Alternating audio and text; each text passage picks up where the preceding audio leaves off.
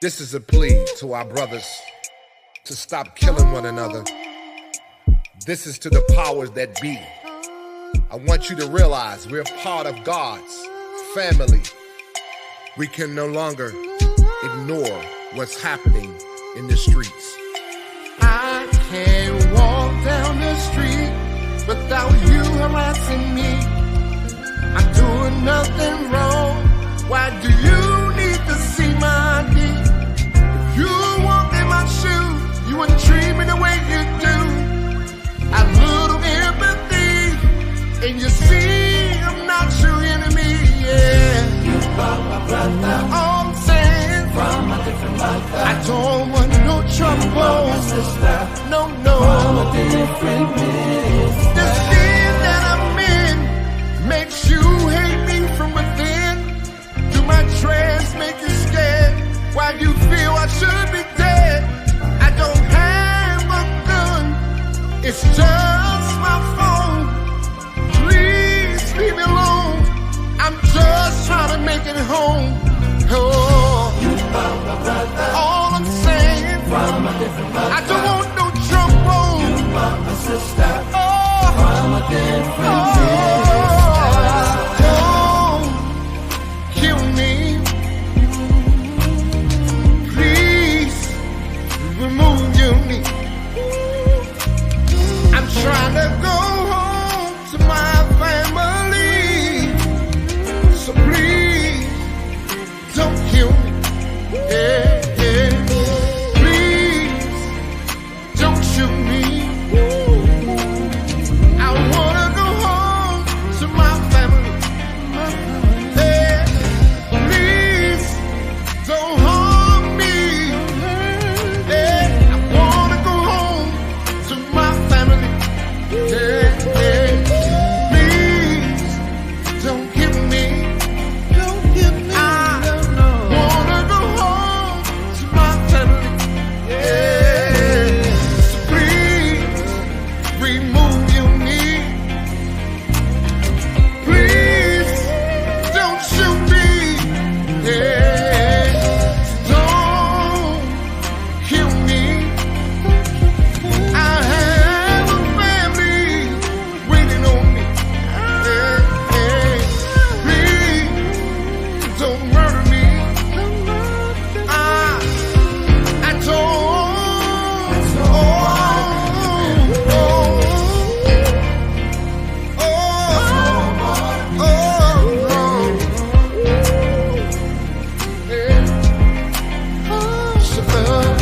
Please don't kill me.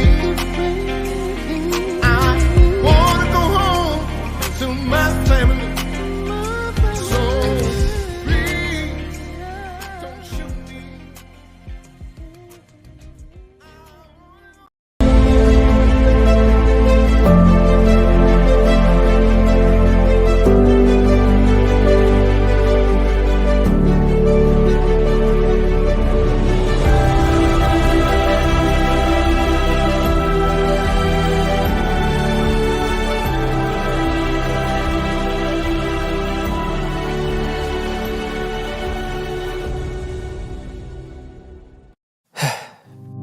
We've all been hurt at some point, even abandoned. Many of us have done the hurting ourselves. We get to the point where we don't trust anyone, nor do we feel worthy of being loved by anyone. Then there's that one person who just doesn't give up on loving you. Their love is unconditional.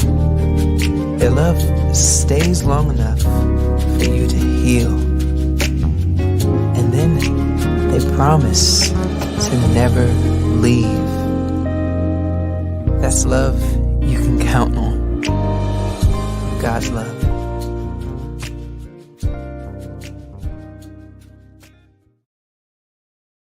Hello, everybody. This is David Evans from the nation's capital, Washington, D.C. Listen, I'm excited, delighted, blessed because we have a brand new show on the Pick TV network.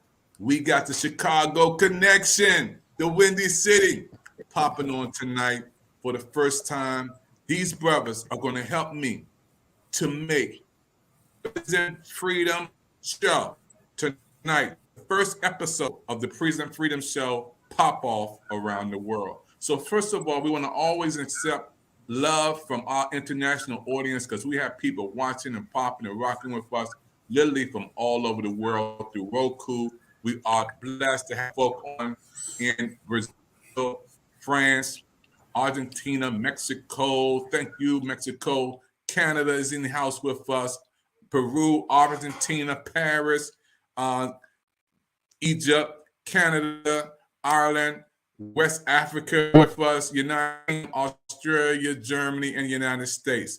We're so happy again for everybody watching the PIC TV network with interpreters in these countries around the world. So let's get into it tonight. I got my main man, Brother O. Y'all seen him on here before. He's a boss. He's often hosted shows with me, and he's done an up-close and personal spotlight on the PIC TV network. Brother O, I want to bring you up, man, and I want you to introduce your brothers. You got brothers on here that's going to put it down tonight and talk about the inauguration, the celebration, the grand opening of the Prison Freedom Channel and the Prison Freedom Show on the PIC TV network. What's up, bro O? Oh yeah, how you doing? I'm doing well. It's a pleasure to be here. So I have two men. They're wonderful brothers that are influential in the community.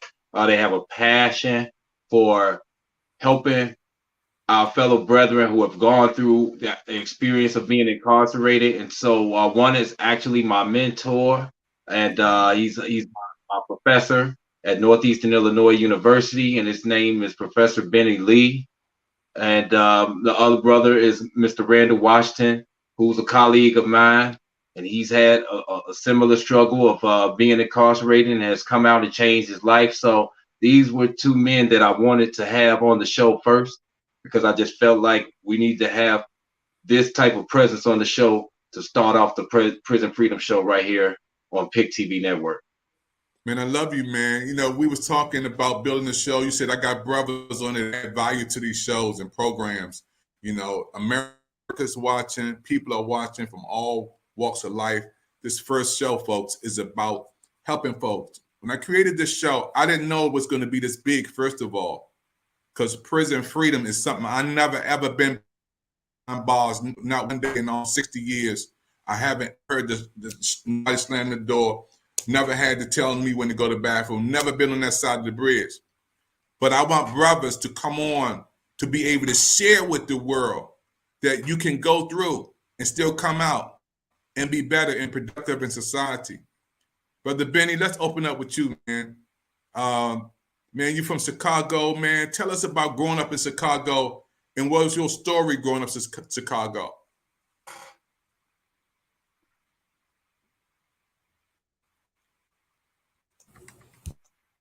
Go ahead.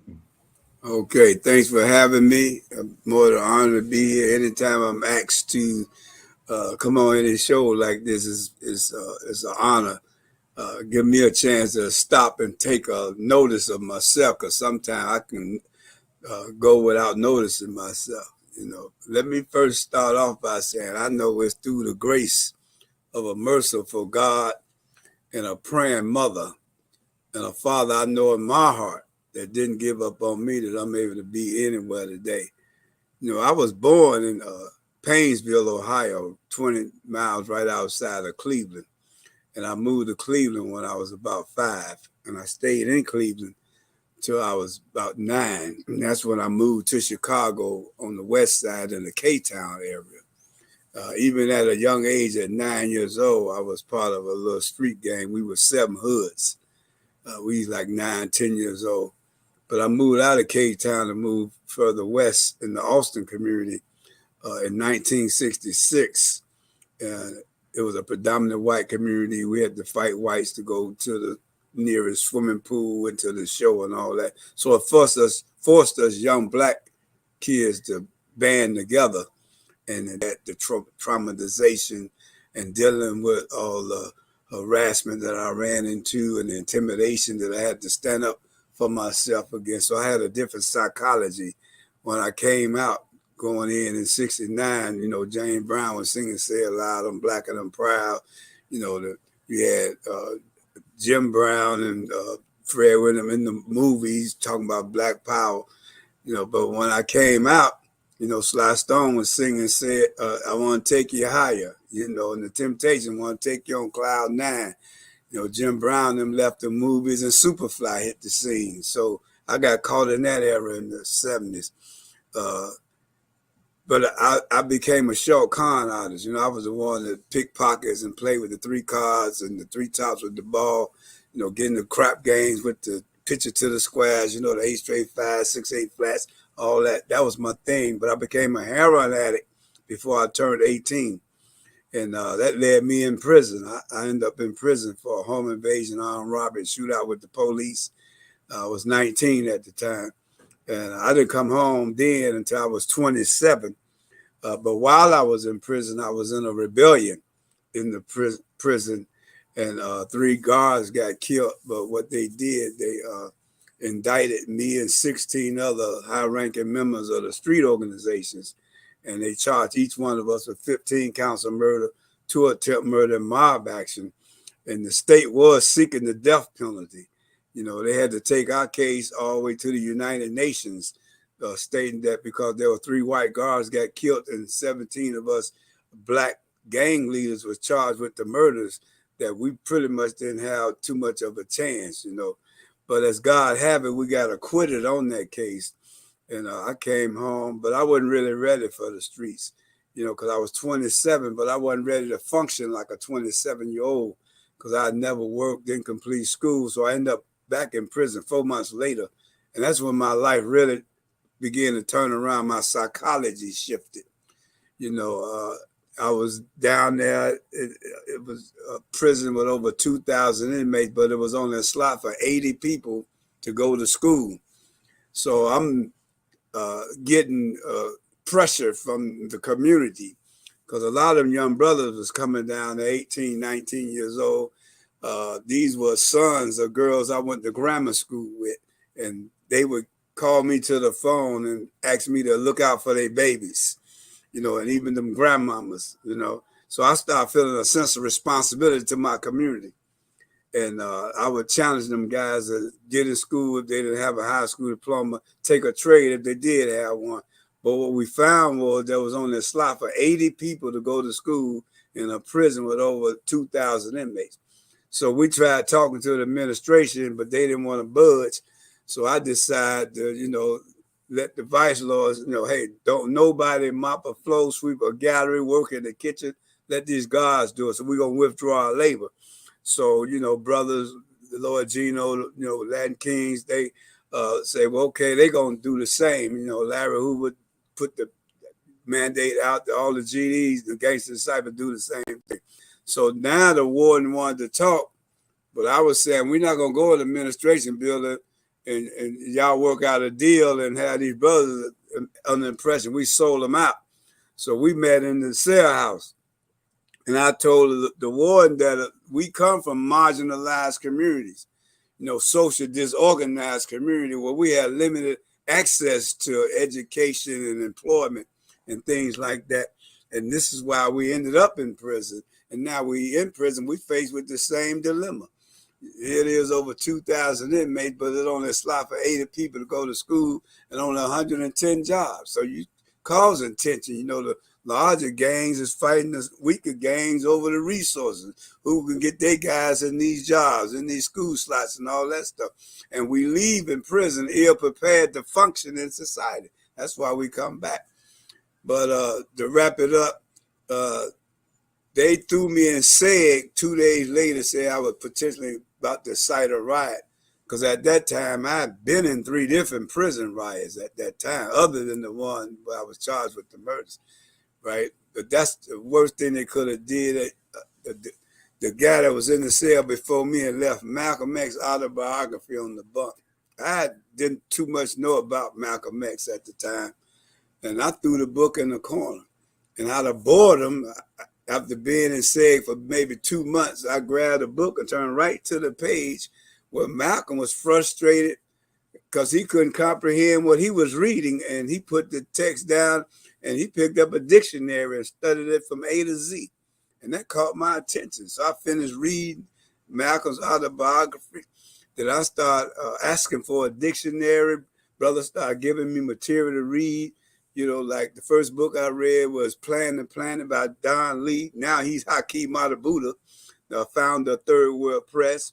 Then I read Dr. Naim Akbar, Chain and Images of Psychological Slavery, Dr. Carter G. Woodson, Miseducation of Negroes. So when I came out of SEG, I had a different psychology. I saw the world a little different. I saw myself different, right? And so that's when I challenged my mob, street organization I was part of, that we're saying we are an organization, but we acting like a street gang, right? So I was telling them that I would die before I let these young brothers coming down here go through what me and my peers been through, because we done spent all our 20s behind the wall, and I would hate to see this generation behind us do the same. And guys still wanted to exploit them young brothers, you know, shank them up, put them on security and all that stuff. And I said, man, I ain't with all that. So that's when I detached from the street organization I was part of down in Stateville, Maximum Security Penitentiary. So when I came out, my life was different. You know, I just turned it around from that point. Man, when I hear you talking today, you know, about Benny, man, it's a miracle you're alive, you know, and the story that you had, man, it's amazing, man. What do you say to the young version of you today, young version of you in 2022, the young version of Benny? What would you say to you? Well, being young and having older guys trying to throw some things into me, and I rejected it because I had a young, immature filter then. See, and I know change comes in phases. You know, there's a pre-contemplation phase where I didn't see nothing wrong with how I was living, but being exposed, and then I was able to start contemplating that something ain't right. And then I became determined to do something. So that came in phases over a period of time. So what I would say to the young Benny, the main thing is to stay alive. You know, you can't get killed. Have some goals, have a vision, whatever it look like. But in order to reach that goal, you got to stay alive. So you got to minimize the possibility of getting killed and ask yourself the question, can you get killed hanging with certain people and in certain places? And if that's the case, then you want to minimize the possibility of getting killed. And the second thing is to avoid getting arrested, because you can't reach your goal locked up. So you got to minimize the possibility of getting locked up. And again, can you get locked up being in certain places, being around certain people? So you got to minimize that. And the third thing is to stay drug free, because you ain't going nowhere high, because a high, all it is damaging your brain. The time you high, that's your brain being altered and damaged at that time, right? So that's pretty much what I would give a young version of me, that you got to stay alive, avoid getting arrested, and staying drug free, and answer these questions. Who are you? Are you who you say you are? And are you all you ought to be? That's how I would come to the young version of me. Man, that's amazing. Man, when I'm hearing you talk and chopping it up with the brothers tonight, and they're going to come back on scene, I'm going to ask you one more question before you leave. They come back up. I'm from D.C.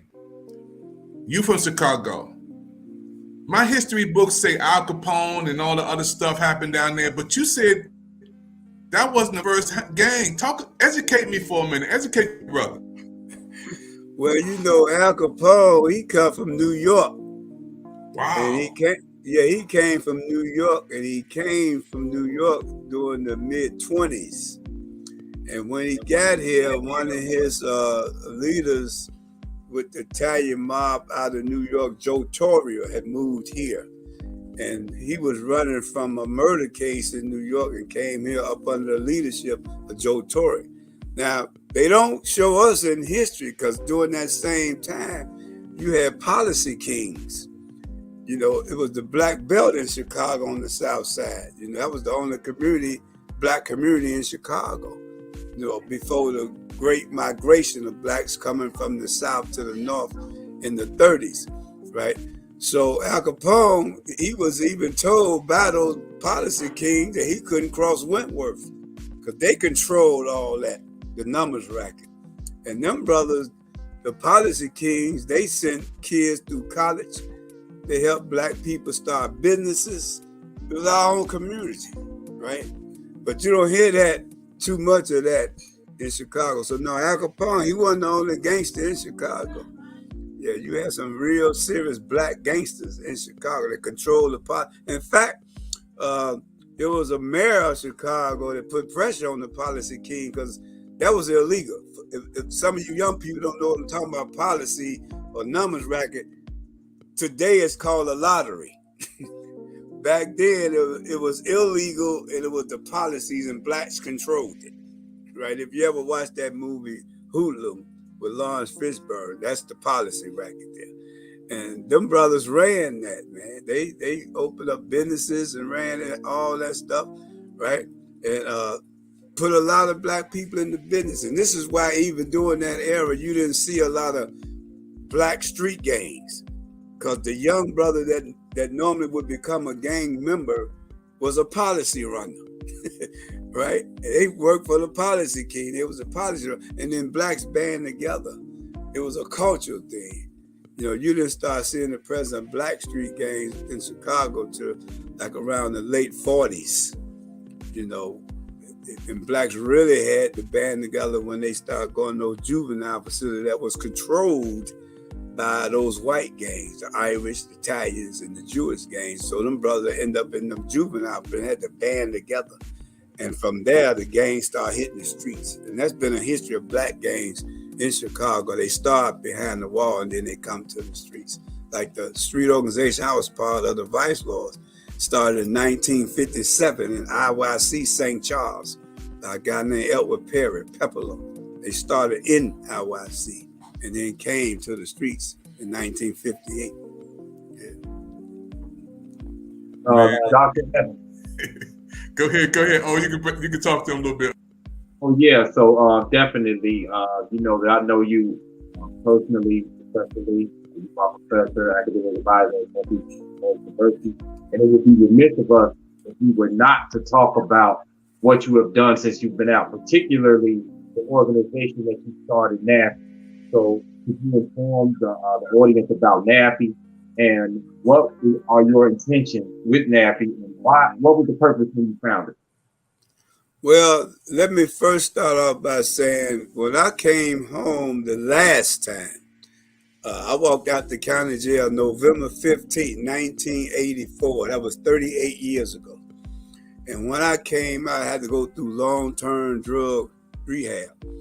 And at that time, I never had a Social Security card.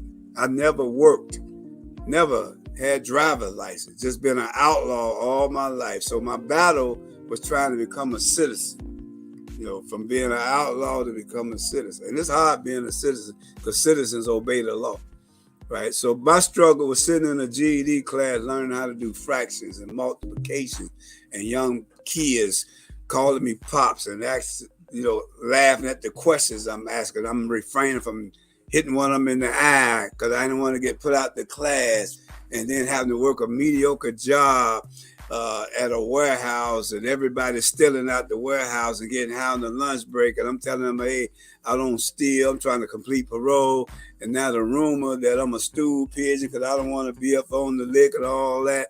And I'm refraining from banging one of them up, right? But I didn't want to lose this little $4.25 hour job. I'm fighting for my life. I'm trying to stay out of prison. I had to go through that. And then I end up getting my GED. And after getting my GED, I was doing some volunteer work at an adolescent drug program. And they end up hiring me as a psych tech. And that's when I entered the field of substance use as a tech. That was January 86. Then I completed parole October 86. And then my old case manager told me about an entry-level counselor position in Evanston, Illinois, which is a suburb of Chicago. And, I had this psychological blocking agent. In my mind, Evanston was a rich white suburb. They'll lock me up soon as I get off the L. I didn't want to go. But them brothers encouraged me to go, and I went up there. They hired me, and I became a substance abuse counselor. That I enrolled in school, took sat for the state board exam, passed it, and became a certified drug abuse counselor. Then I started doing trainings because a lot of people didn't know how to work with our people from a cultural context.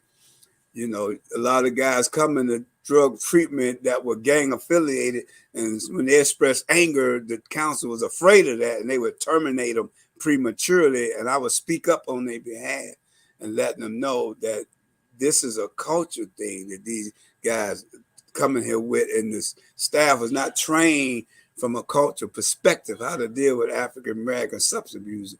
And I create a model: how do you work with gang affiliated substance abusers, and then one on how do you work with the criminal justice substance abusers.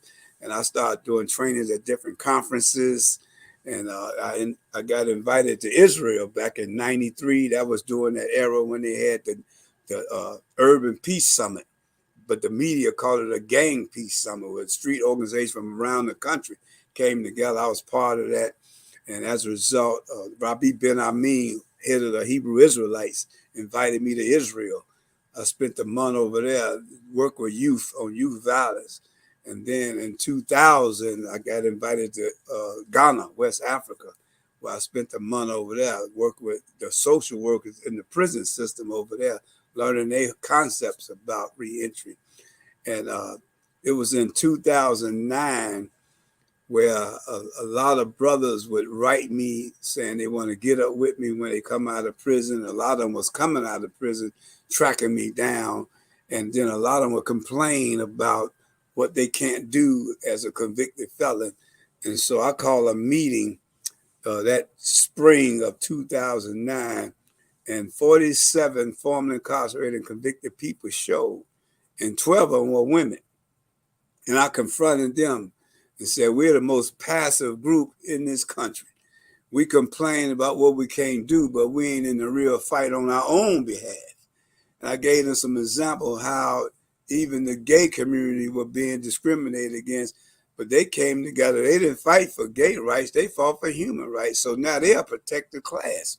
And so if you deny a gay person anything because they're gay, they can sue you for discrimination. Same way with women, same way with black people, Hispanics, any minority. These are protected class. So I was saying we need to fight to become a protected class status. And so initially we came together to build a strong voting bloc, because we are a majority in our communities. And if we can band together and organize our votes, we can determine who would be our legislators in our districts and in our area. That's how we started. Then someone came up with a brilliant idea that we should become a non-for-profit organization, which I was totally against being a non-for-profit organization because we got too many of them. I was looking at it like as a movement, right? But they outvoted me, and then that's how the National Alliance for the Empowerment of the Formerly Incarcerated came about. And our main objective is to, one, build a strong voting bloc, but at the same time work with men and women, right, and renegotiate their value system, how they see themselves and how they see the world, and how they see themselves function different in the world, right, and how to market themselves as a formerly incarcerated and convicted person. We got a symbol, it's an Ndinkra symbol, a West African symbol that's ours. It's NGMGM, meaning the ability to endure hardship. And this is what we teach, that going to prison is a hardship. Thinking you going home and getting bound over to the grand jury is a hardship. Thinking you might can get the case thrown out from a motion and find out you got to cop out for some time, those are hardships. So we remind people that they have endured hardships. So don't come out here and punk out now, man. And just recognize you had the ability to endure hardships. So that's why we chose that symbol and we pushed that. right? And so one of our objectives is to take formerly incarcerated and convicted people through the process of becoming deputy registrars, so they can go into the community where they come from and register all formerly incarcerated and convicted people and their families to become registered voters and become an intelligent voter. Because we don't vote for candidates, we vote for issues. It's about policy changing laws, right? This is what we're about, right? And so NAFI, we can have what we call a Reentry Circle. It's a support group where any person in our area can come home and come to the circle, and they can share what they're struggling with. And we don't give advice. We share our experience. If a brother say he's trying to get his record sealed, those of us that have our record sealed can show them how they did it. If a brother trying to get CDL, we show them how they did it. If they struggling trying to get their children back, we got brothers that did that too. We show them how they did it. So we don't give advice. We just share our experience. So that's pretty much in a nutshell how NAFI came about and what NAFI does. All right. Thank you, Professor Lee, for that. Dr. Evans? Yeah, man. I'm just excited, man. You're watching a brand new hit TV show that we put together from Washington, D.C., and we beaming it all the way to Chicago.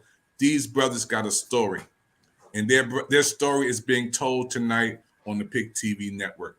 And I'm so happy that you guys are tuning in right now. We're going to come right back. We're going right back to Chicago. Brother Randall Washington is going to come up and talk about his story. Brother O is helping me to moderate, to host this show. And I'm telling you, Brother Lee, he just put it down. I'm telling you, and those of you watching right now, you still can chat in. See you guys chatting in around the country. So what we're going to do, take a commercial break, folks. And we come back with some information to encourage you. So don't touch that dial. We'll be right back after this.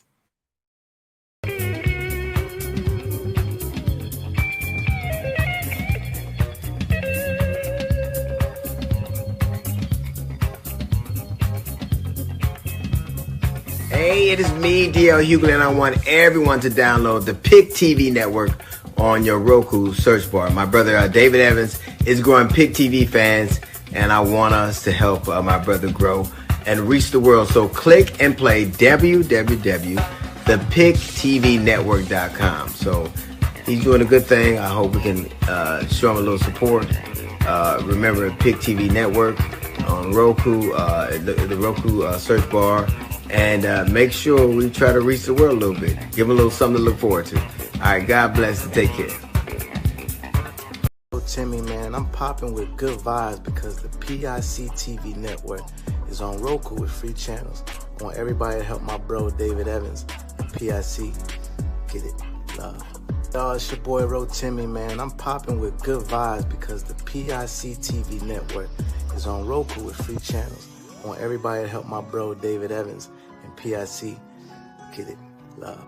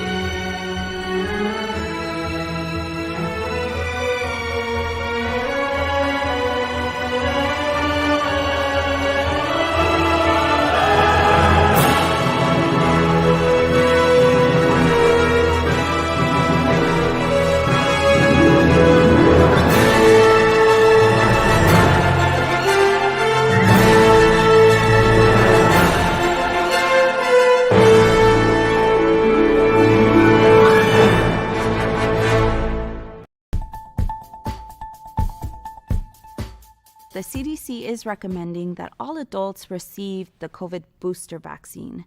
And additionally, we are also recommending our patients who are pregnant to also receive the COVID booster vaccines. And for me, it's super important, not only as a healthcare provider, but because I'm also pregnant and want to make sure that my pregnancy is as safe as possible.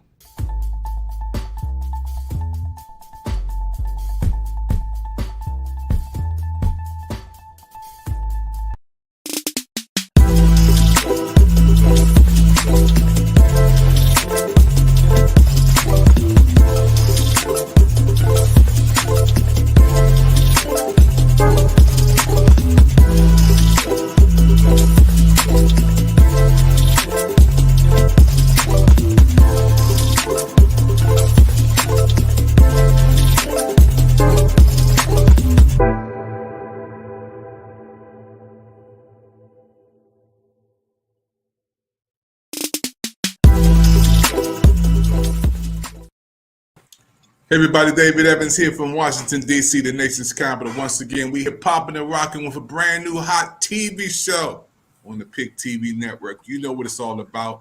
It's about the Prison Freedom Show. So happy tonight. This is inauguration, folks. This is the first episode of the Prison Freedom Show. What is that about? It's about brothers and sisters who've gone through the system, who came out the system, who's being productive, and still encouraging those that are in. They can come out and they can make it.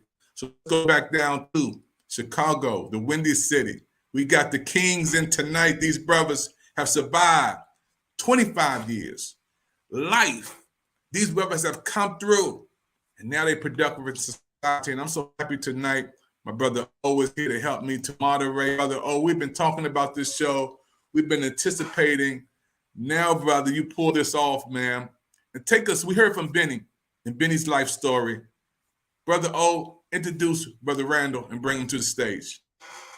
All right, it's my pleasure to be here and to introduce you to a brother who's he's endured hardships. He went down the wrong path by making a mistake earlier on in his life, but he learned from that mistake and he took the opportunity to turn his life around, and he's done wonderful things since he's experienced that and he's gotten out of prison. So I'd like to introduce you all to a colleague of mine, Mr. Randall Washington.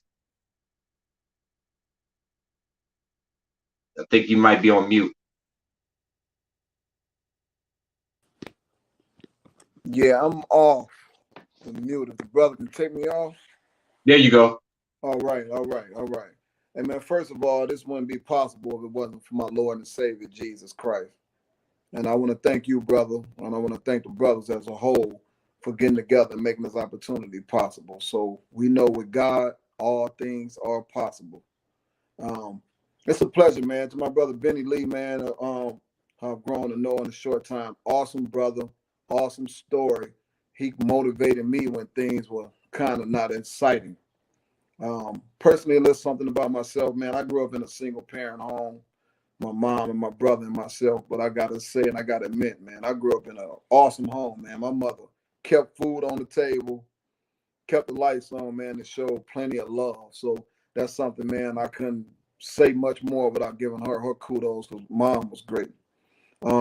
Like you said, brother, a little bit about myself, man. Grew up in a single parent home. Love sports, man, a community person. Growing up, I grew up in a small community in East Chicago, Indiana, called New Edition. When I often say New Edition, the first thing that comes to people's mind is the singing group. But I say, no, it's a little community in East Chicago, man. So I grew up in this community, man. It was one of those communities, man, where if someone was hungry, everyone pitched in to help eat or whatever the case may be. So growing up, man, you know, I grew up as a typical kid in the inner city, loving basketball, loving sports, and just growing up, man, I got to say it once again, you know, my mom did a great job of trying to keep my brother and I focused on the bigger prize, which was to do something positive with our life. And just growing up, man, I just made some bad mistakes, brother. You know, like most of us did.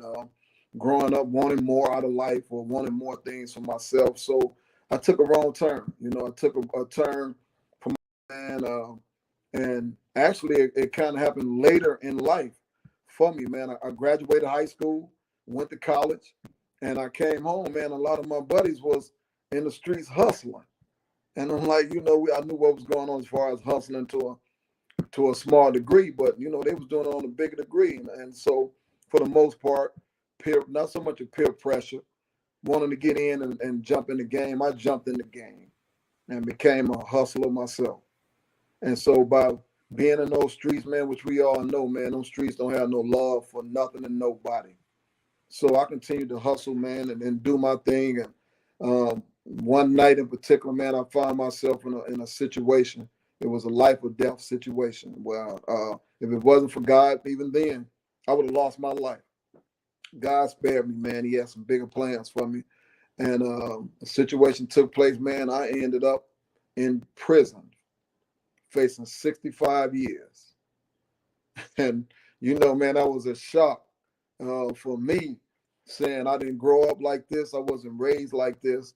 And like for most kids, you know, like which I work with today, I tell them you can walk out of that front door, you might not make it back in. You can end up in prison, or you can go out there and get killed. And luckily, God didn't allow me to get killed in them streets, but He slowed me down. He slowed me down, man. And I went to prison, and I went to the county jail facing 65 years. But to kind of bag back on my story a little bit, I was caught up in a situation that I was just explaining about without going into much detail. And someone ended up dying. Someone ended up dying in this whole situation, and every finger pointed at me. And so once again, man, I had an opportunity with my family, you know, coming from a good family. My family band together and helped me, man, and hired me an attorney. So I was never arrested for this crime. Police never bothered me. I had a grand jury hearing. And a grand jury hearing is where the state try to find out if they have enough evidence to take you to court. So they came out with an indictment, man. A whole year later, they came out with an indictment. That's how I ended up in the county jail. And I was facing 65 years, man. And my mind was blown. My mind was blown. And I remember they didn't arrest me then. My attorney had it hooked up where I turned myself in. And I'll never forget that day, man. It was March 23rd, 1995. And brother, when I walked in those prison doors, I remember my grandmother, rest in peace, Granny. She told me Hebrews 13:5. That scripture is God will never leave you nor forsake you. And man, you know, you hear all these stories about prison, etc. Man, I got to admit, man, I was a little shaken. I was scared because I didn't know what to expect. I've never been in jail before, and I heard the stories and saw the movies, and I knew that wasn't for me. You know, it wasn't for me. But I went in there, man, from, believe it or not, brother, day one. I had God on my mind and in my heart. And brother, when I tell you I have the Joseph story, Joseph out of the Bible, I had a Joseph story. God allowed, man, some things to happen to me and for me while I was in prison that transformed my life, man, that springboarded me to when I get out, man, to do some awesome things. And like I said, when I mean some awesome things, God opened up some doors, you know, some great doors, man. So like Brother Benny explained it, man, prison is nowhere for anybody. So for me, brother, I would say my imprisonment was self-imprisonment. And what I mean about that, my prison experience was all psychological for me. It was mental because I was facing every day, why am I here? You know, I'm not a bad person. How could this happen to me? And like Brother Benny, you know, think about this brother back in the 60s, it was in the 90s. And I'm thinking, man, I'm sentenced to not get out to 2000s, the new millennium. And it was mind blowing for me, you know. So I went in from the onset of the beginning, brother, that I was going to do right and I was going to make a change in my life, man. I felt I let my family down. I had a son. I had a son 5 years old when I went to prison, man. I feel like I let him down. And, you know, it was just a bad experience all the way around for me, brother, you know. So just thinking about how the streets are, you know, you run them streets not knowing that one wrong decision, man, can alter and change your life forever. And I was just fortunate enough, man, my bad decision, man, even though I was facing 65 years, a jury deliberated for 12 hours before they can come back on the verdict. And that verdict brought me back 25 years, man. I was sentenced to 25 years in the state penitentiary of a lesser included offense for my case. And that's when I went in and I met some brothers just like Benny, man. And you get some brothers like Benny that's been through the ringer. You know, I can go on naming names forever. But you get some brothers in there, man, and they want to point these young brothers to the right direction. And when I got in there, man, they saw my head was on right. And I was trying to do the right thing, man. And with God's help, man, I was in prison, brother, 7 months. And another older brother said, man, you need to be on this prison team that we got, working with the youth. So it was a Scared Straight program, but they was putting a twist on Scared Straight. And what I mean by the twist is, these kids, man, today, growing up, man, they exposed to so much through social media and these cell phones that you can't go in there, man, and get in their face and scare them, per se. You know, they get in their face and holler at them and rah, rah, rah, and scare them. And Some of these kids have seen murders up close and personal. Some of them committed them. So this program was different, man. And you know, the whole thing was different. Trying to just get in and talk to them and let them know, man. You know, like my story. I tell these young brothers today, I've been to prison so you don't have to go. You know, so that program, man, springboarded a lot for me, man, and changing. And, you know, I ran into some older brothers, man, that would never see the light of day, but they was encouraging the ones that was get out to do something positive for their life. And that was my motivation, man. And, you know, my motto and my motto for my brand and my company is failure only comes permanent if you believe it as a final result. So, you know, the war is in the mind. That's why I said my imprisonment for me was, you know, it was a self-imprisonment. And I was getting, well, a lot of brothers was pumping that iron and getting strong. You know, man, I was in the law library reading books and trying to read and see how to get out and make something better for myself, man. So I graduated from high school. I had some college behind me. So I enrolled in the college program while I was incarcerated. And thankful to, you know, once again, not to keep beating on his back or his drum, because of brothers like Benny Lee that opened a door that they made it possible that education is for everybody.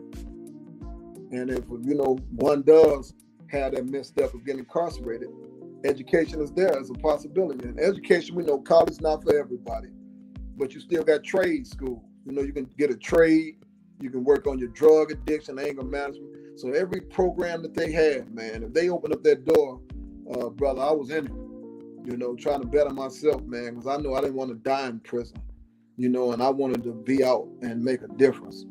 And so lo and behold, man, I just grinded, man. I grinded, and my wife, who today, man, she stood by me. She was there, man, and I had support from my family, and that kept me going, you know. And like I say, man, I slept with the Bible, I ate with it, and you know, the brothers banded together, man. I was, even though I wasn't a Muslim, man, they fasted during Ramadan. I fast with them.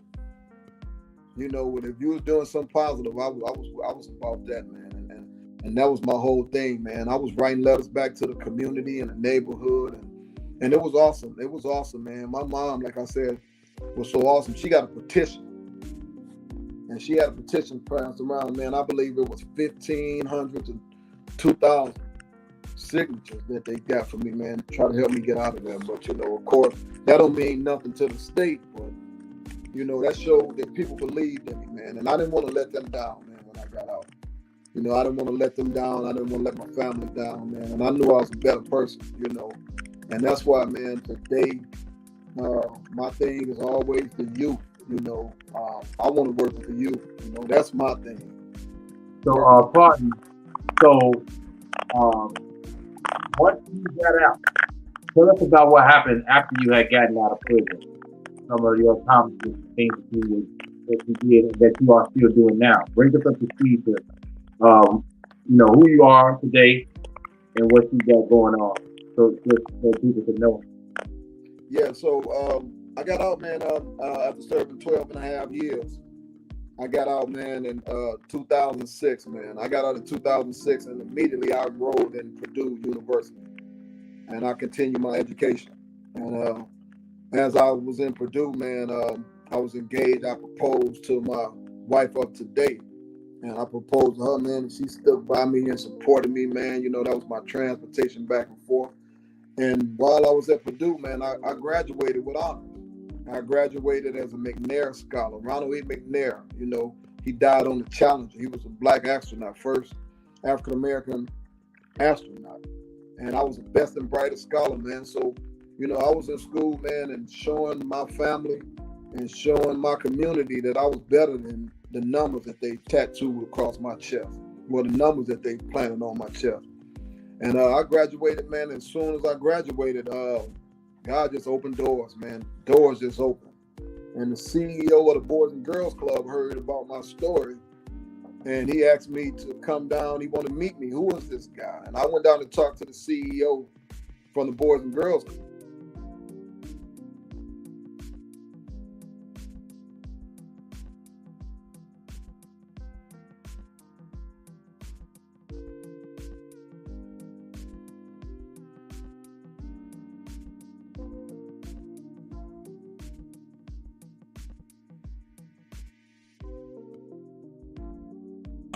This show tonight is history. We're going to come back in a second. We're going to take a commercial break and bring my brother back in a second. Thank you for chatting, man. Those are watching Prison Freedom Show live, uncut, uncensored on the PIC TV network. This is our first episode. We're going to come back with Brother Randall in a few minutes because he got a lot to tell. And I love these brothers' story. And I see one common thread. The unity is God. These brothers know how it is to serve 5, 10, 15, 20, 24 years, Brother Meadows been in. Brother O, that's what I call him. He helped me put together this show tonight, folks. This is the first one of many, many more. I want to thank everybody watching. We're going to go to commercial break. We're going to come back. We're going back to Chicago, folks. Randall, this man is on assignment. He's really a preacher on assignment. We're going to talk about some of that good old food that I seen that Mom made down there today. He showed me a couple of plates up there of the food that they're eating. So those are watching the show right there, don't you forget, PIC TV Network is on right now. We're having a brand new television show. This is the premiere. This is the episode. This is the inauguration of the Prison Freedom Show. Now, go to a break, folks. Don't sit down. We're going to come right back with some more information from these great, great men.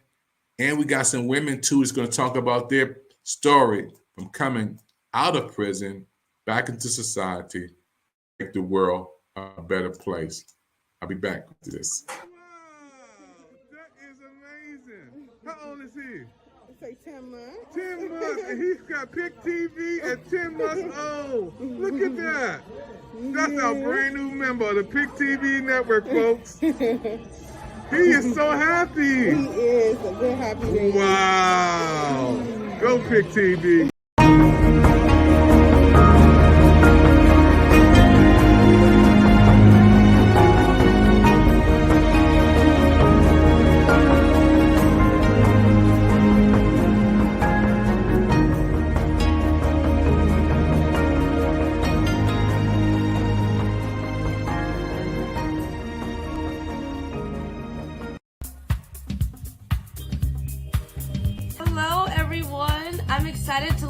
Know about PIC TV Network.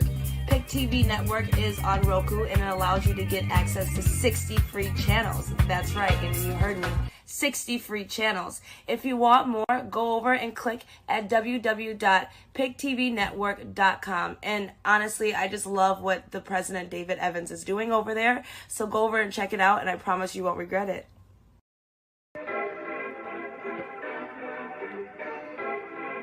Hey! Hey, hey, hey, hey, it's Kid from Kid and Play. Hey, everybody, this is your man, the KID, and this is big. I want everyone to download the PIC TV, P-I-C, PIC TV Network on your Roku search bar. Okay? My brother David Evans is growing PIC TV fans, and I want us to help my brother reach millions of followers. Millions. Click and play www.thepictvnetwork.com. That's www.thepictvnetwork.com. Come on now. Expand your mind. Expand your life. Huh? PIC TV Network. KID. Come on. Let your mind have a house party. Let go.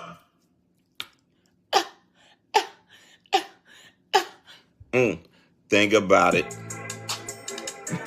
Think about it. You better think about it. Check the PicTVNetwork.com. Enjoy yourself. I'll see you at the top. Yo, what's up? This bruh man from the fifth floor. Yo, check it out. I want everybody to check out my main man, David Evans, and the PIC TV Network. It's all that. Check it out. PIC TV got like about 60 free channels on Roku. PIC TV gonna soon be celebrating 1 million viewers. And y'all welcome to party with us, cause we be checking it out and it's all free. 60 free channels. You ain't gotta worry about that cable. So y'all check them out on www.thepictvnetwork.com and check it out. I might invite y'all over to the 5th floor and have a whole lot of serb sandwiches with you. So it's Pick TV on Roku. I got Roku. I got Pick TV. It's all that. Peace.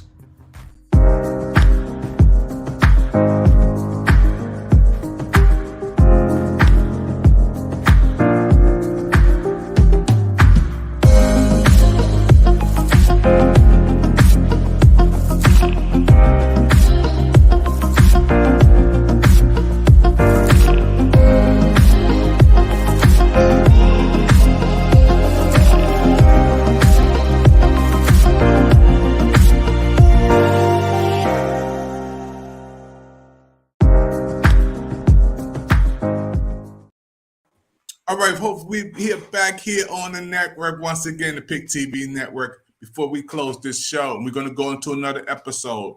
This is hot, folks. Pick TV Network. Those who are watching on www.picktvnetwork.com all over the world, we want to say thank you. Take your cell phone, where's mine? Put in www.picktvnetwork Network and watch the repeat. Take it on your job. Watch on your lunch break. Take it on the subway. Watch on the bus. Look at this repeat.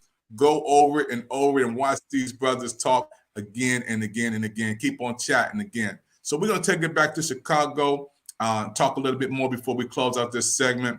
Brother O, man, these brothers have not let us down, man. You said you were going to help me build this show, the brand new Rock TV Network, and I'm so happy for the Prison Freedom television show, live.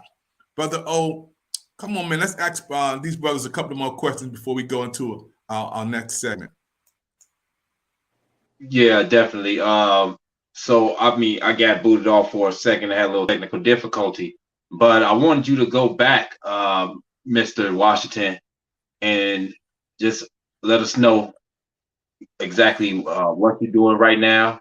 I know that you mentioned that you have a nonprofit organization and that you're an entrepreneur. And this is for those brothers who are behind the wall and those that are getting out, to just give them an example of the positive things that they can do, how productive they can be, even after and during the hardship of being incarcerated. Brother, before you come up, just a little pointer, the whole world's watching. Just sit back a little bit because they want to see your whole body. There you go. And they want to see you, man. They want to see how beautiful you look, man. Sit back. You got it. Yeah, so quickly, man, I know we're coming to an end. Brother, I'm just grateful. I'm the president of my own nonprofit organization, Visionary Creative Solutions. And I work with the youth, as I was saying, man. We work with the youth, man, concerning bullying, conflict resolution, gang prevention, you name it, the whole 9 yards, man. I'm just blessed to have my own company, entrepreneur. With business, Boost Mobile, I'm a big Boost Mobile, man. I don't want to blow up Boost over this telecast, but, man, my brother owns 8 Boosts. Him and I together, man, making Boost. We're trying to spread the Boost brand, man, and employ our people, man, and help as many people as we can. I partner with the Indiana State Police, have an organization called the Indiana Black Police Association. And they partner with me, man. And we take 45 inner city kids, man, every year to an expo, man, and just expose them to a different side of town, a different part of life. Try to help them to be all that they can be. I'm also a president, man, of a community group where I was raised in, man, where we give scholarships out to kids, get them laptops, get them coats, get them shoes, get them jackets, anything we can do to help in the community, man. So I'm a big community person. My biggest thing, though, man, is for those that are watching, don't give up on these kids, man. They are our future. We're going to fight. We're going to push. Partnering with Brother Benny, man. We're going to try to do some things nationwide, motivational speaking, one-on-one mentoring, mentoring projects coming up, man. We looking at this, taking our communities by storm, taking them back and doing some big things, man. That's the biggest thing. I think that's why God brought us together, so we can team up, man, and make some big things happen. We done hooked up with Brother Evans. We're going to make this thing national, man. Take this thing on a national level and just help out, man. So I'm humble in what I do, man, but I'm passionate about it, brother. For those that are incarcerated, they get out, man. Prison doesn't have to be the end all. You can make it the beginning of a new chapter, man. It's a new chapter. So I'm just grateful, brother, for this opportunity. Thank God for my life, man. It's getting better every day. Brother Benny said before he got on, man, he said life couldn't be any better. And I agree with that brother 100% when he said that, man. So I'm just thankful right now, man. I'm grateful for this opportunity, man. No, we're grateful for you guys. You know, anything you do great, folks, you don't do it by yourself. If you want to go fast, go alone. If you want to go far, go with a team. And that's why when I called Brother O, who's been in for 24 years, I said, can you help me develop this channel? I have 60 channels on Pick TV Network, 60. And he said, yes, I'll help you. Dr. Evans, I got some brothers to bring on. This is the first of many, many shows. They're coming back, folks. Believe me, this is an episode. And we're going to do so many more, but this is the inauguration. But I want to ask you the same thing, Brother Randall Washington, that we can ask Brother Lee. What would the young version today of you in 2022 tell the old Benny? What would you tell? If you could go back in time, what would you tell the young version of you today, bro? I'm going to let Brother Benny answer first, man. He's my elder. He's my brother. Okay, if he's on, I like my brother. You know what? I would tell Brother Randall, believe in yourself. Don't be scared to dream. Believe in yourself. The Bible says, man, that you got to have a vision. We perish for what? Not having a vision and a lack of knowledge. So, man, I would tell that young brother, hey, man, don't be scared to believe in yourself. It might be unpopular, but believe in yourself. Don't be scared to dream. Don't be scared to stand to the side by yourself and just to believe in yourself. It's easy to do what everybody else is doing. It's hard to do your own thing. So do your own thing and believe in yourself, man, and see what happens. One thing is, man, if you did your best and you tried and you failed, you can't say, well, I didn't try. So I would just motivate that brother and tell him, man, just do your own thing and don't be scared. Beautiful, man. When I hear you guys talk, it empowers, inspires, encourages, motivates me, man. I talked to one of my godson. I can't say it right now because he's in the process of coming out real soon. I can't even talk about his case, but he's been in for 24 years. And he says 60% of the young guys in there, 60% of the young guys in there are African Americans. When we come back on part 2, folks, I want to ask some questions to these brothers. How do you encourage other brothers who in or who's out today? I never been in prison. I never, ever had anybody to shut the doors and tell me what to do and what not to do all my life. Never had the handcuffs on. Never. I've been pulled over. I can't say I've been pulled over. But these brothers have a story. These brothers have a story that the world needs to hear. And I'm so happy the Pick TV Network is a good platform. Come on and do 300 shows, folks. We need many, many shows. So those are watching right now. Brother Benny, before we close, man, what do you love about Pick TV? This is your first time on, man. This is African American television network, 60 channels that I own. What do you love about this network tonight, Benny? Unmute that microphone. I got you. Okay, Ben, you good. You good, bro. Well, the main thing I love about this program is the authenticity of it, because you don't have brothers on here that talking about what it's like to be in prison that haven't been there, or brothers that probably did a day or two in jail or 30 days, you know, they never really got, because see, prison has a psychological impact on you. You know, it's traumatizing, right? And for me and Brother Randall and Brother Orion, you know, we've done some long times in prison.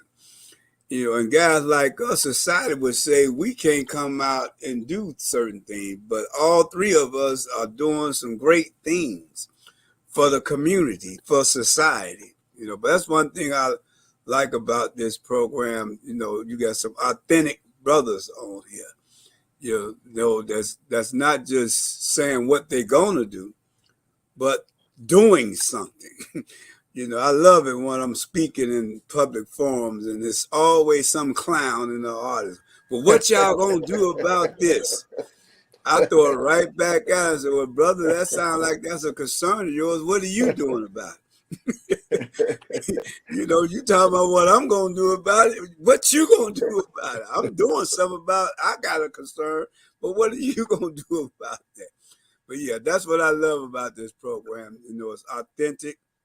You know, Google me. You can Google me. You know, I done been on Gangland. I done been on American Gangster.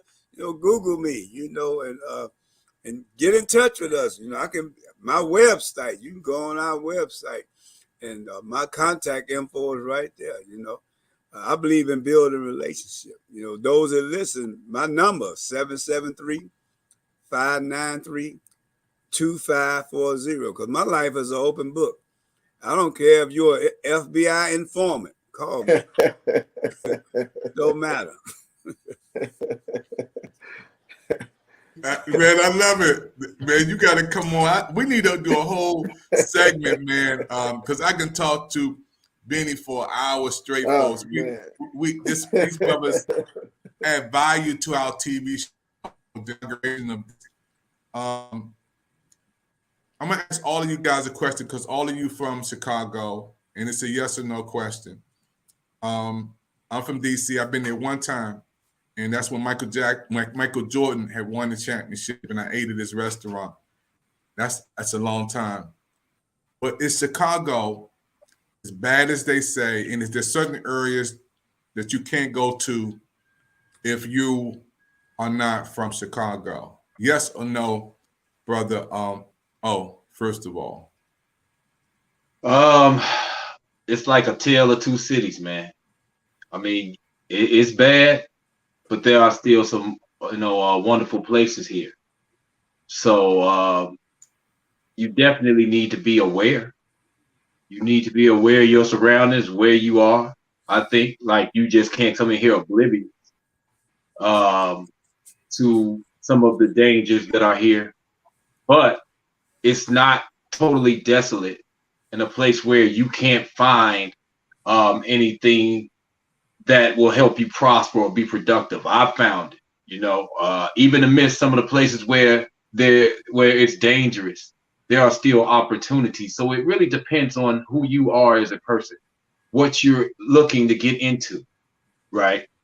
So be aware. When you come here, don't be oblivious to what's going on. Be aware of your environment, know where you're going and things like that. But there are also opportunities here, and there are wonderful places to see. Okay, I'm gonna ask. I'm gonna get Benny last, but Brother Watson, I'm gonna ask you the same question. Is it as bad as it looks on the news? Getting better because of you guys? I'm gonna take a different turn than my brother Oren. I'm gonna say no. Chicago ain't no different than Washington, D.C. You go to Washington, D.C. in some communities, the same thing happened in D.C.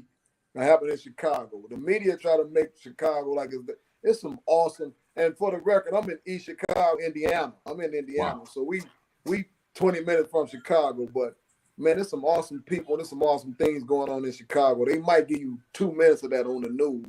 They're gonna give you 28 of what's going on bad, but it ain't no different than Detroit, LA, Atlanta, nowhere else. There's some beautiful things going on in Atlanta and in DC and Chicago and Detroit. And we also know some bad things, but don't forget there's some bad things going on in Hollywood too. They might not be reporting it, but there's some bad going on in Hollywood. They just shut the camera off when they go to Hollywood, but they gonna, so I disagree, man. It's not bad as as people say it is. You get knocked upside the head in Hollywood, you get knocked upside the head in Chicago. So, I'm gonna take a different. That's why we on your show, brother, like he said. We on here to tell them, brother, you don't have to knock nobody upside the head. You can do something different and make something special of your life, man. So I'm gonna give Chicago, as Roger Ebert used to say, I'm gonna give it 2 thumbs up. Man. Hey, Benny, before we close, man, and we're gonna get into this part 2. Is it as bad as I see in DC on the news? And is gentrification moving in? Because DC it's not a chocolate city no more. You got a lot of vanilla wafers in here now, bro. And that's a whole different subject. And I know you can't handle all of that right now, but is that happening down there in Chicago? Yeah, like I mentioned before the show started, up there in DC, he into real estate. He was appointed through the mayor's office to represent Reentry. And I got a chance to see DC. And I've been to DC at least 20 times. I ain't no stranger to DC, and I see poverty in DC just like in Chicago. I done been to Detroit. They downtown is like our ghetto. Detroit. And I done been to Cleveland, I done been Minnesota, I done been some places. And Chicago is not as dangerous as those places. I know you hear about shootings and you hear about robberies in Chicago, and like Brother Randall say, that's happening all over the world. In any city where there's poverty, you're going to see crime. You're going to see little cliques, gangs. Poverty breed those conditions. Those conditions breed that kind of behavior. Chicago is just a large city. Like Brother Orion say, Chicago got the east side, we got the west side, we got the southwest side, we got the west side, then we got the north side. Chicago, the west side is like about the size of DC.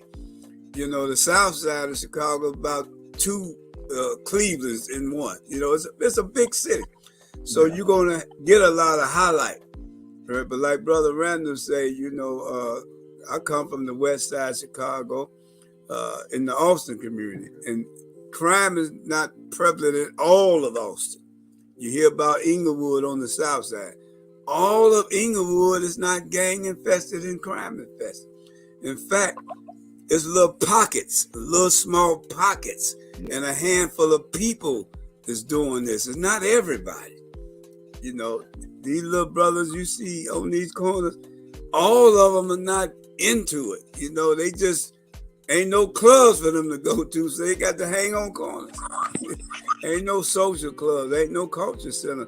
So they hang on corners, they hang on blocks, right? Because Chicago is crowded. They're marginalized, right? So yeah, Chicago get a bad rep. Like people highlight, but they don't highlight the good that's going on in Chicago. I'm not the only brother in Chicago that's been in prison that got my own non-for-profit organization. It's hundreds of us. Yeah. It's just that when grants come down, those larger organizations, they got history of managing $1 million grants, so they get them, and we get shunned, right? But yeah, Chicago. Check out those talk shows where those game shows. You can win a trip to Chicago. We got one of the best lakefronts in the world, not in the country, in the world. Come to Chicago, go down our lakefront by Navy Pier, North Pier. We even got a water taxi. You can be on this side of the lake and catch a taxi, go to the planetarium, aquarium. We got Grant Park where Barack Obama got sworn in as a president. All that's happening. Oprah Winfrey here, man. It's a lot happening in Chicago. Taste of Chicago, the people come through. Lollapalooza, boy. Chicago is happening. Hey, they're gonna have to give y'all 5 stars because y'all holding it down, Doc. Y'all are holding Chicago down. I'm from DC, but y'all holding it down. I want to say thank you to everybody watching the show. This is episode 1. And I'm telling you, it's so good, folks. You got to see the episodes coming up. We got to bring these brothers back by popular demand. I want to thank everybody for watching this brand new hit show, the Prison Freedom Channel and Prison Freedom Show. My name is David Evans from Washington, D.C. I want to thank you for your time. I'm going to thank Brother O for helping me co-host this.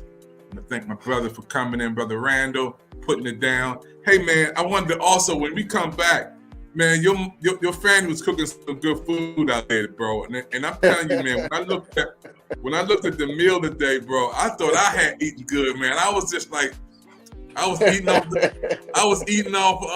the page, man. And I had so much good food down there, man. So I want to thank my brothers for coming on. I want to thank you all, everybody, for having a good time with people chatting in. That was good. Don't forget to look at the repeats every day. Channel 935, Pick TV Network. Also, Channel 1000. Check this out again. We have a Prison Freedom channel on the Pick TV Network that will play 24 hours, 7 days a week on the Pick TV Network. Now, those who are watching right now, these brothers did not charge a dime. They didn't ask for a dime to come on, but we got other people who want to come on the show. You want to come on and be a part of the Freedom Show, scan the QR code right up there by Brother Benny.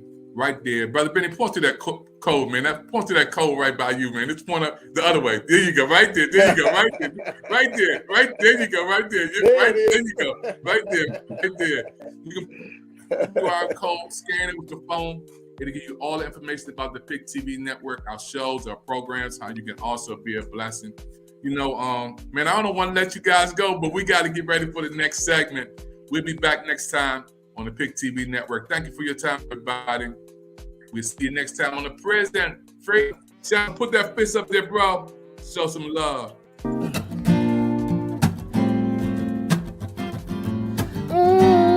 Yeah. It's my new single, Queen. Currently a top 10 record. We're going for number 1, Love, Sex, and Passion. It's dedicated to all the women, whatever your walk of life is, your color, your creed. You're my queen. Oh, yeah, yeah. You're a nurturer and a superwoman.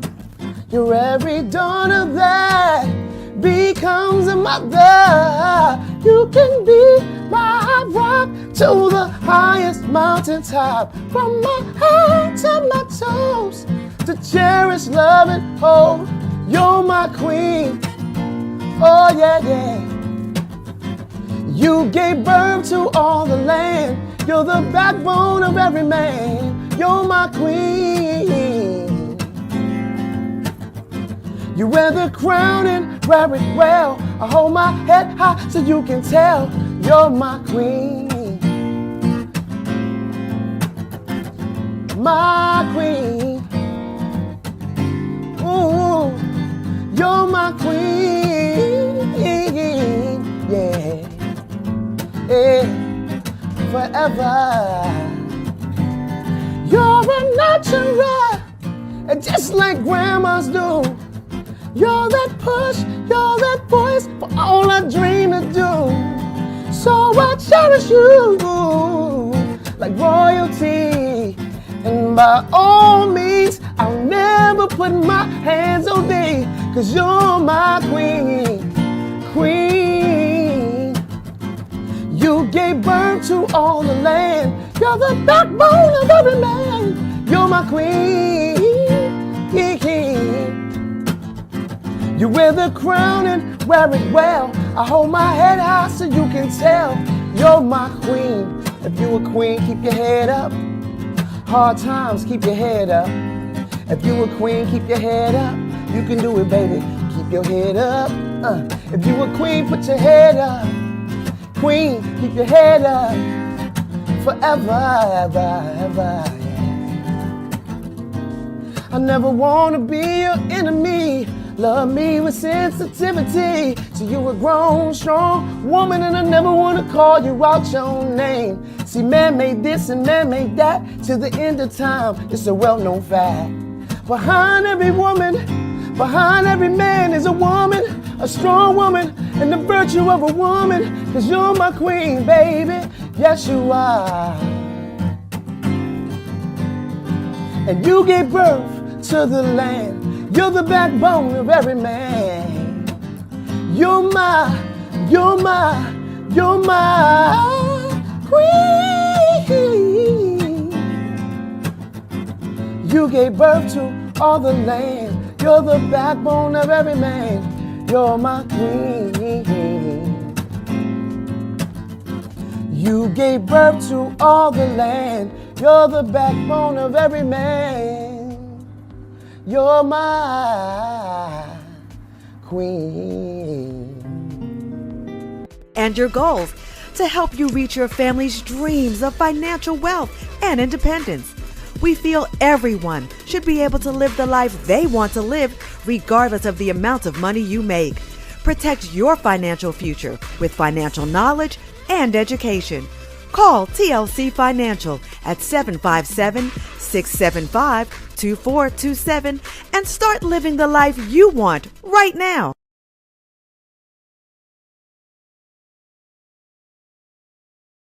TLC Financial wants to get to know you personally and your goals to help you reach your family's dreams of financial wealth and independence. We feel everyone should be able to live the life they want to live, regardless of the amount of money you make. Protect your financial future with financial knowledge and education. Call TLC Financial at 757-675-2427 and start. Hey, what's up? It's Dexter McCluster here, former running back, here to congratulate David Evans and the Pick TV Network for showing positive TV programs on Roku. I almost ran out of breath, but I had to get it out, man, because that's good news, man. Over 60 free channels. Let's support David, man. David Evans and the Pick TV, and let's make them reach over, or help them reach over 1 million viewers, man. We can do it. We can do it. All you have to do is go on, click and play, man. www.thepicktvrnetwork.com. That is www.thepicktvrnetwork.com. And you heard it from Dexter McCluster, man. Let's get it. We're going to get to that million, man. If we don't, I'm coming for you. Hey everybody, Claudia Jordan here. Check out the Pick TV Network, and now showing on Roku with 60 channels. David Evans is the president and is doing a great job showing quality TV programs to people all over the world. Let's support Pick TV. Go to thepicktvrnetwork.com. That's thepicktvrnetwork.com. Shout out to David Evans doing his thing. I love when people are out there making it really happen and doing beautiful, fantastic work. So shout out to you, and make sure you check him out on Roku with 60 channels. All right, David Evans, congratulations, and keep me abreast of all the hot, products and shows and things you got going on. I'm really interested. All right, best of luck. Hey. Hi, David. It's Debbie. I am so happy to tell everyone about the Pick TV Network on your Roku search bar. And for more information, they can go to www.thepicktvrnetwork.com. David, who is the president, good job. Pick TV is the place to be. Hey.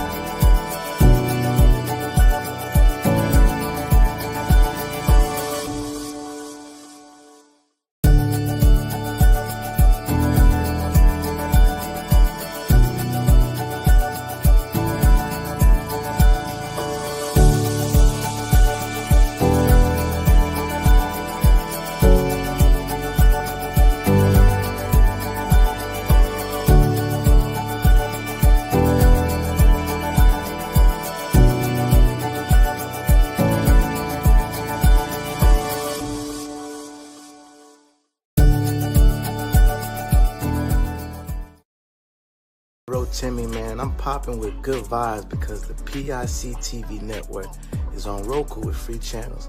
I want everybody to help my bro David Evans, PIC. Get it. Love.